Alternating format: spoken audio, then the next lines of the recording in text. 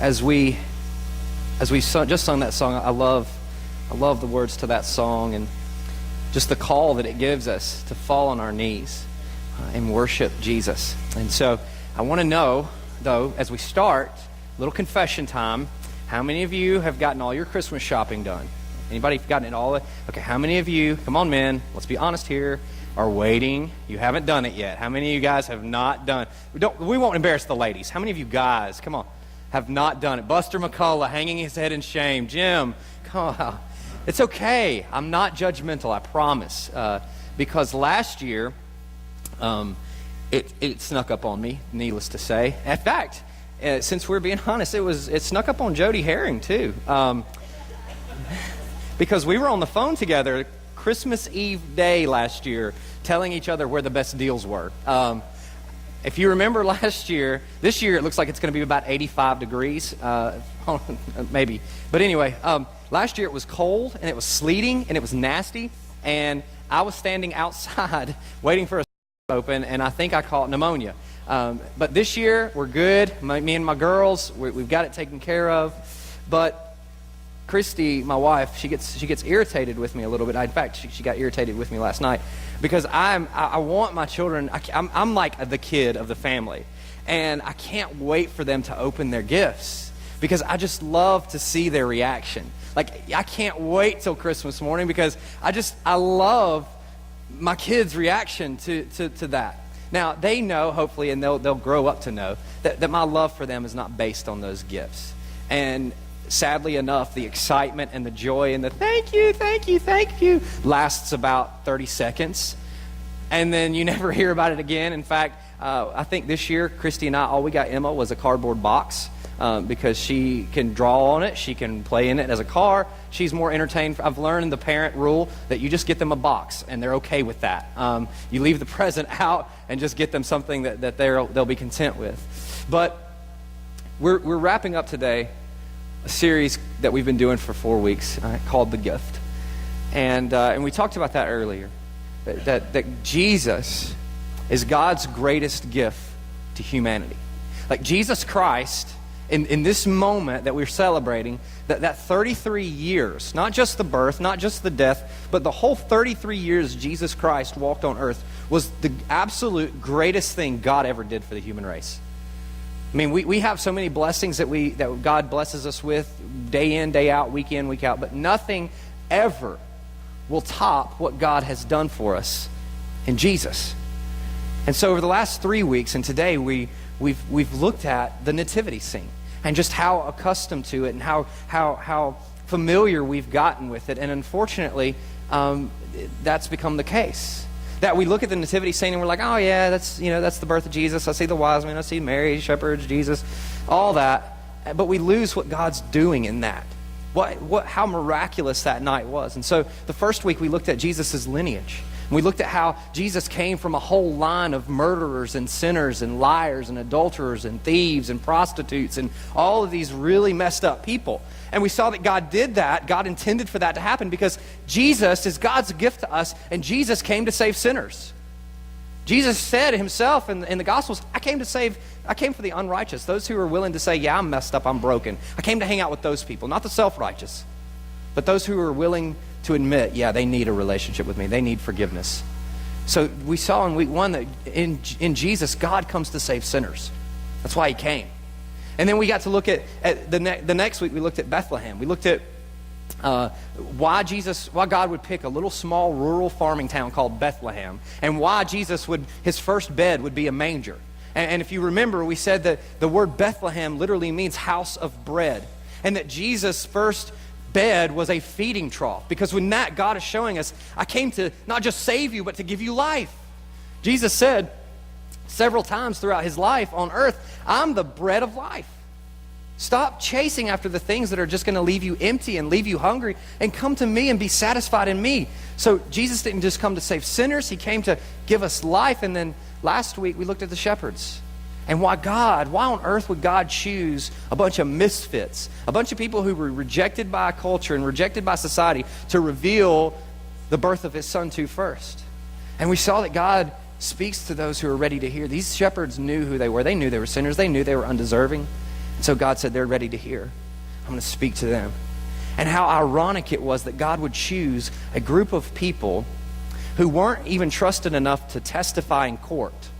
Like shepherds in that culture weren't, they were so looked down upon, they were so mistrusted that they weren't even allowed to testify in a court of law. And yet God, crazy as it is, chooses these guys who are notorious liars to be the first ones to tell people about the birth of his son.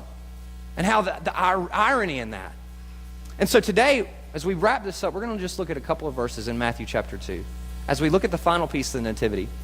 And as we finished last week, if you were here last week, we're going to overlap a little bit. Because the last thing that we saw last week is that the good news, the gospel, always demands a response. There's always a response with the proclamation of the good news. The response is twofold. It's either negative or it's positive.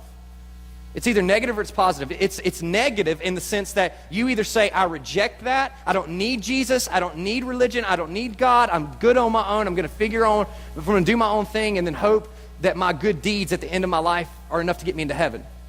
Or you say, yeah, I'll take Jesus and do the baptism thing and go to church every once in a while, and then when I die, I've got that get out of hell card free that I'm just going to say, hey God, I got wet one time and I was a good person. That's a negative response. The positive response is what we saw with the shepherds. Do you remember last week how we finished out? That they responded in two ways. They heard the gospel. The angel said, behold, I bring you good news, gospel. Jesus has been born as the Savior of the world. And they responded two ways. How did they do that? They responded in faith. They went and found Jesus. And then they responded with going. It says that they stopped, they looked at Jesus, they were like, this is the Son of God. He came to save us. We've got to go tell everybody. And so there's two responses to the gospel. Two positive responses to the gospel. Coming by faith, believing, then going and telling. And then a third response that I want us to see this morning that I think undergirds those first two. I think this third response undergirds the first two and really gives definition to the what now. What do I do now in my life? So for us as followers of Jesus, how do we daily respond to the good news? Is it a response that we just pray once, we ask Jesus into our heart, and then we get baptized?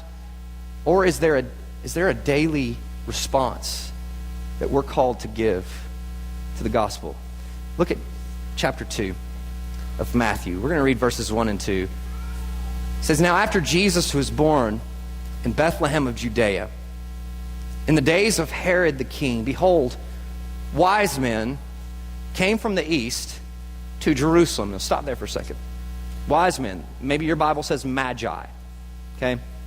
These were a special group of advisors to Oriental kings, Eastern kings. We see them first show up in the book of Daniel. You remember a few months ago we went through the book of Daniel on Sunday mornings, and when the king Nebuchadnezzar had dreams that he couldn't figure out, who did he call in? Magi. So these guys are part of that special group of advisors to the king. So they come from the east to Jerusalem, and they say to King Herod, where is he who has been born the King of the Jews? For we saw his star when it rose, and we have come to worship him. They said, we've seen his star. What's God doing here? What did he do with the shepherds? God drew the shepherds. He spoke to the shepherds. He revealed himself to the shepherds. Now God is speaking to the nations. He's drawing people to his son from every corner of the earth.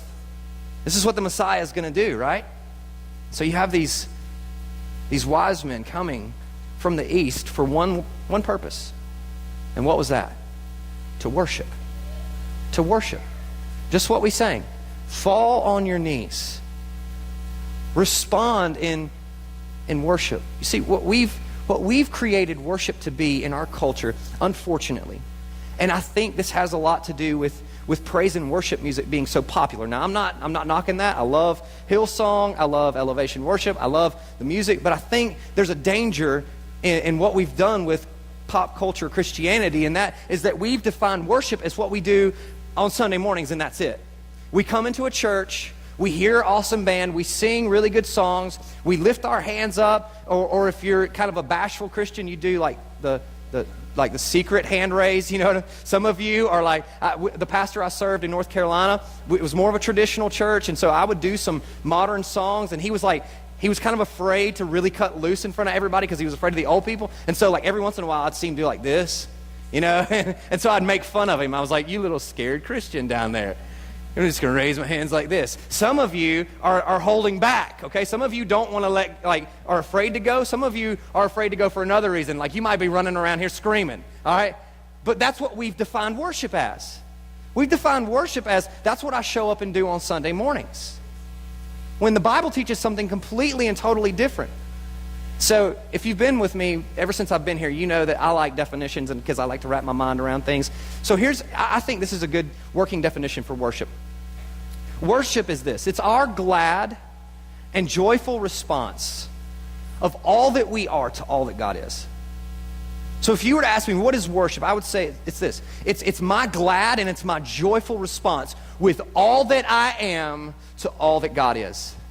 Paul says this in 1 Corinthians, whether you eat, whether you drink, whether you're working, whether you're playing, whether you're at a ball game, he didn't say that, but this is like the Daniel version, whether you're at home with your family, whether you're driving in your car, do everything to the what? The glory of God as an act of worship.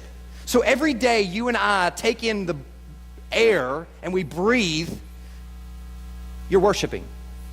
You're worshiping one of two things. You're either worshiping self or you're worshiping God. Everything you do, the decisions you make, the attitude of your heart, the things that come out of your mouth, the work that you do with your hands or the lack thereof is either an act of worship of myself or of God. Because the Bible teaches that worship is our glad and our joyful response with all that we are to all that God is. Everything that we are. These wise men came to worship. They came to worship this king. See, God sent his son, Jesus, to die for us. But that demands a response. It demands a response of faith, of turning to him, to salvation. It demands a response of going and telling, but it demands a response of a lifestyle of worship. Paul says this in Romans, what? Offer your bodies, offer your lives as a living sacrifice. Your life is a gift of worship to God. So is your worship before God acceptable or not? Is your life acceptable or not before God, the way that you live? So these wise men come and they come to worship. And they bring Jesus 3 really odd gifts for a baby. By this time, Jesus is about 2 years old. Okay, they're living in Jerusalem now. And so they've moved out of the nativity. They didn't stay in the barn for 2 years. So the star that God put over the house, the wise men follow. And they bring him 3 really, really odd gifts for a baby. All right, so we're about to have a baby, and we've had 2 before. People give us gifts, diapers, wipes, clothes, pacifiers, all that. But these 3 guys show up with something really crazy. And what they do in this is they teach us this, that worshipers never come empty-handed. Worshipers never come empty-handed. We're always offering God something. So look at verse 9. What do they offer him? It says, to fill in the gap here, Herod the king tells the guys, when you find this baby, you come and tell me because I want to worship him too. When we know the story, he's lying, right? He wants to kill Jesus because he was paranoid and he thought somebody was coming to take over. Look at verse 9. After listening to the king, they went on their way. And behold, the star that they had seen when it rose went before them until it came to rest in the place where the child was. And when they saw the star, they rejoiced exceedingly with great joy. And going into the house, they saw the child with Mary, his mother. And they fell down and what? Worshipped him. And then, opening their treasures, they offered him gifts of gold, frankincense, and myrrh. And being warned in a dream not to return to Herod, they departed to their own country by another way. Very quickly, I want to give you three ways that we can respond in worship. About Jesus, this King, this one who we're celebrating the birth of. How and why we can worship him today and every day of the year. Okay, there's a multitude of reasons, but I want to take these 3 gifts for just the next couple of minutes and talk about these 3 gifts and talk about how they worship Jesus with their gifts and how we can respond to. Let's talk about gold first. Now, if anybody in here wants to give me and my wife gold when our baby's born, that's absolutely okay. I'm not going to turn that away.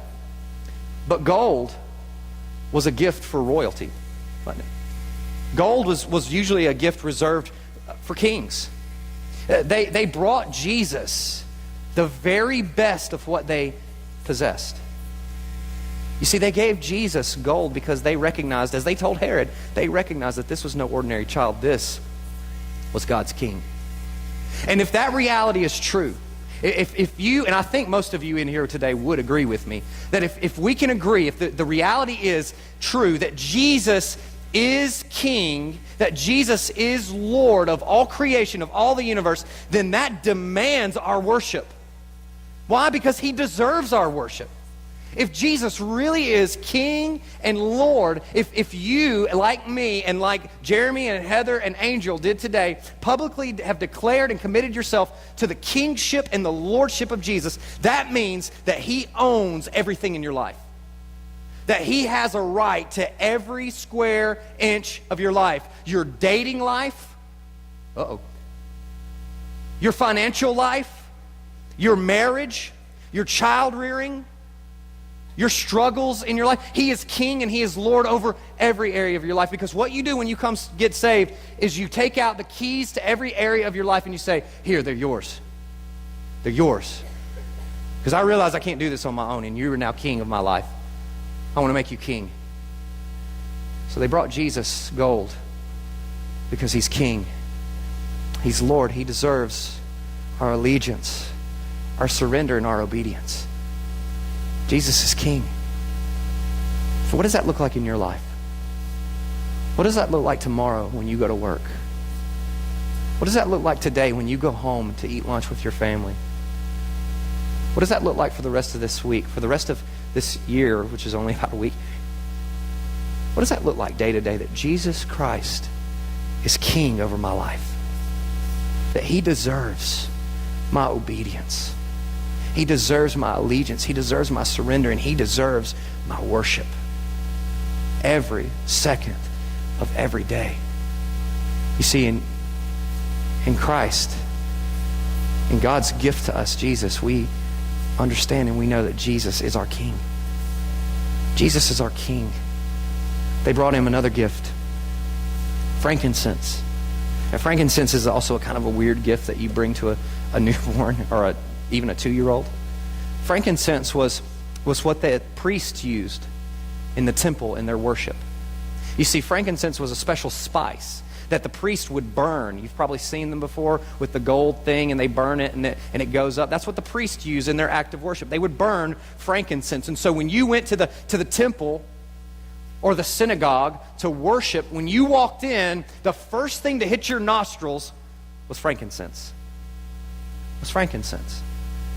So why would these 3 men, or however many there were, the Bible never says there was 3, but why would these men bring frankincense, something that was used by a priest? Because God's gift to us, Jesus, is our high priest. Jesus is our high priest. Yeah, that baby that was laying there, he was God's gift to us, who would be our great high priest. You see, the role of the high priest in the Old Testament was this. They served a much-needed purpose in the lives of the people. Because as humans, we're sinful. We cannot have a relationship with God while we are sinful, while we are separated from God. Our sin keeps us from having a relationship with a holy God. And so we need a representative before God. We need someone to go before us and represent us before God. And likewise, vice versa, on the other side, God needed a representative to come to us to represent him. Why? Because we talked about this last week. No one can be in the presence of God as a sinner. We'll be smitten right there, struck dead. So we needed a representative. God needed a representative. And every year, the great high priest of Israel would go into the Holy of Holies once a year. He was only allowed in there once a year. And he would represent the people before God. And he would go in with the blood of a sacrifice, and he would go to the Ark of the Covenant, and he would take a hyssop branch, and he would sprinkle it on the altar, on the Ark of the Covenant, as a sacrifice for the forgiveness of the sins of the people. But you know what? That was not complete. That was not good enough. Why? Because that priest had sin in his own life. He was a sinner. And so he couldn't fully be our representative. It was just good enough until Jesus got here. And the priest would come out of the Holy of Holies and speak on the behalf of God to the people. And so, Jesus, our high priest, as the book of Hebrews says in chapter 4, says that Jesus is now serving in that role of our high priest. The book of Hebrews, the writer of Hebrews says that Jesus Christ sits at the right hand of God the Father, making intercession on our behalf. He is praying for us. He is representing. This is such a mind-blowing reality that Jesus Christ at this very moment is representing you before God the Father. Even right now, He's talking to the Father about you and about me. Listen to what the writer of Hebrews says in chapter 4. Let me get there real quick. I'm sorry. I thought I had put it on the screen, but I didn't. Chapter 4, verse 14. It says, "Since then we have a great high priest who has passed through the heavens, Jesus the Son of God. Let us hold to our confession. For we don't have a high priest who is unable to sympathize with our weakness, but one who in every respect has been tempted as we are, yet without sin." Listen to this. "Yet let us draw then with confidence to the throne of grace, so that we may receive mercy and find grace in the time of need." Every day our life is to be lived as an act of worship because Jesus is our King and because He is our high priest. I owe you my allegiance because you are my King, my Lord, and because you are my representative before God. Let everything I do be like that frankincense. Be a sweet-smelling aroma to the nose of God. Let my words to my wife be a sweet-smelling aroma to God. Let my interaction with you and with you, let my words, let my thoughts, let my attitudes, let my heart, let my work, every square inch of my life be a sweet-smelling aroma, just like the frankincense to God. Jesus is our high priest. And then finally, the gift that they brought Him. They brought gold, they brought frankincense, and they brought myrrh. Now, myrrh is probably the strangest because myrrh was a special spice that was used to embalm dead bodies. See, they didn't have the regular embalming techniques that we do now. What they would do is if a person died, then they would coat that body in this spice, myrrh, and then they would wrap it very tightly. And it would keep, and this might be kind of sick before you eat lunch today, but they would keep that body from stinking as badly. And so they bring this Jesus. I mean, can you imagine Mary and Joseph? Like, what do you do with that? Here's some myrrh for when he dies. Like, well, thank you. This is very thoughtful of you. They bring him myrrh because Jesus is our sacrifice. See, Jesus is not just our King. He's not just our high priest. He's our sacrifice. Do you know that the next time we see myrrh show up in the Bible, Jesus is hanging on the cross. The Roman soldiers take his body down. It says that Mary, the mother of Jesus, and a few other women who were with her, took Jesus' body and prepared it with myrrh. You see, what these wise men were recognizing and knowing is that this child came to die. He came to be our sacrifice. He came to be our King. He came to be our great high priest, but He came to die, to make atonement for our sin, to forgive us. Jesus was in the tomb for 3 days. And can you just imagine that moment when He woke, when God raised Him from the dead, and He stood up and He took those burial cloths off? What was the first thing He must have smelled? That myrrh. And you know what that meant? It's called the sweet smell of victory.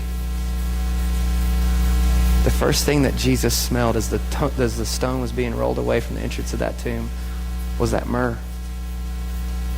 And He knew, it's finished. The work's been done. God's wrath has been satisfied, and now I smell like death has been defeated. Can you imagine him walking through the street and going and surprising the disciples? And they may have smelled that myrrh too. And just awesome reality that he's not dead anymore. He's not dead anymore. He's alive. He lives to be our king. He lives to be our high priest. And he was sacrificed so that we can live. He was sacrificed so that we wouldn't have to know and experience the wrath of God. See, that may not be a very merry topic to bring up on Christmas, but we deserve the full wrath of God for our sin. The Bible says that Jesus hung on a cross and drank that cup to the very bottom. He drank the fullness of God's wrath. It was poured out on him. Why? So that you wouldn't have to experience that. So that I would not have to experience that. So that when I go to God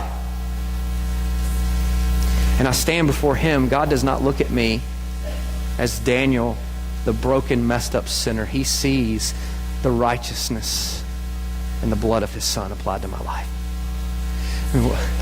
There's no greater news that I can give you on this Christmas than that God was ready to pour out his wrath on us, but Jesus stepped in. And that when the Father looks at you, he's pleased. Not because today, not because you bought angel tree gifts, not because you give money to the church. He's pleased because he's pleased with his son. He's pleased because his son was obedient when we were not. And everything that Jesus did and was is now applied to you and applied to me. Jesus is our King. He deserves our worship, our obedience, our submission, our allegiance. He's our great high priest who lives to make intercession for us, who is acceptable before God. He is our sacrifice, pleasing to God on our behalf. Would you bow your heads and close your eyes? I fully understand and admit that not everyone in this room today is a Christian. You may think that might be a judgmental thing to say, but that's the reality. Chances are very good that there's someone, at least one, in this room today that has never put their faith and trust in Jesus. And Michelle's about to sing a song. And if you've been in church for any amount of time in your life, you're going to know it. But again, familiarity breeds contentment. The words are just as I am. Just as I am. I come. Broken, beat down, a sinner. And the only way that you and I can be accepted before God and given the gift of eternal life is through Jesus. So will you come to him by faith? Will you respond like the shepherds did in faith? And then for you, Christian, will you respond as the wise men did?